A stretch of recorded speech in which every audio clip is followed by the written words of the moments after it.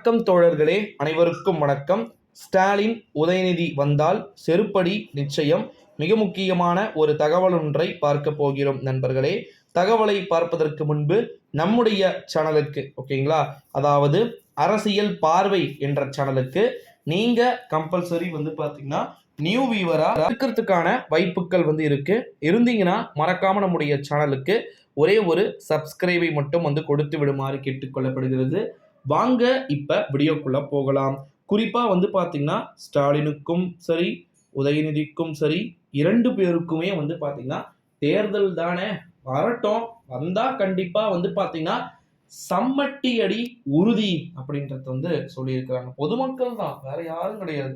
ஓகேங்களா, ஓரளவு தான் பொறுமையாக இருக்க முடியும். அதற்கு மேல் வந்தால் செய்ய வேண்டியதை சிறப்பாக செய்து விடுவார்கள் நம்முடைய தமிழ்நாட்டுடைய மக்கள்.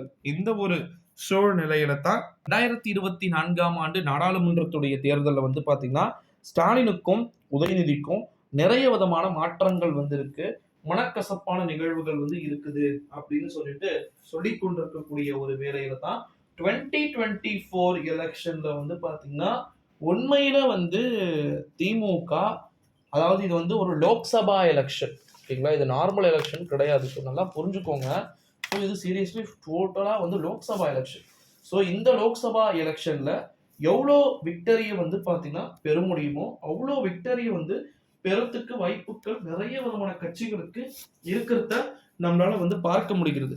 இந்த ஒரு சூழ்நிலையில தான் ஸ்டாலினுக்கும் சரி உதயநிதியும் சரி ரெண்டு பேர் வந்தாலும் கண்டிப்பா அவங்கள டோட்டலா கொலாப்ஸ் பண்ணி அவங்கள ஏண்டா தொகுதி பக்கம் வந்தோம், ஏண்டா தொகுதிக்கு நல்லது செய்யலை அப்படின்னு சொல்லக்கூடிய அளவிற்கு நாங்கள் உருவாக்கி விட்டுருவோம் அப்படின்னு சொல்லிட்டு மக்கள் சில பேர் ஓர வஞ்சனையோடு செயல்படுகிறார்கள் என்பது இங்கு ஒரு பக்கம் ஊர்ஜிதம் செய்யப்பட்டு விட்டது.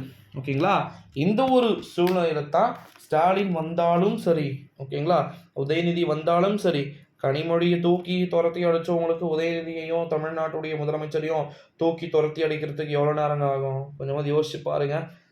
ஸோ நடக்கும், கண்டிப்பாக நடக்கும். ஃப்யூச்சரில் பாருங்கள், திமுக எல்லார்கிட்டையும் அடிவாங்க. சோத்துலேயும் அடி வாங்கியாச்சு, சேத்துலேயும் அடி வாங்கியாச்சுன்னு சொல்லிட்டு ஒரு டைலாக் ஒன்று உண்டு. அதே போல் நிச்சயமாக பார்த்தீங்கன்னா மாறுவதற்கான வாய்ப்புகள் மற்றும் சாத்தியக்கூறுகள் அதிகமாகவே இருக்கிறத நம்மளால் பார்க்க முடிகிறது அப்படின்னு சொல்லலாம்.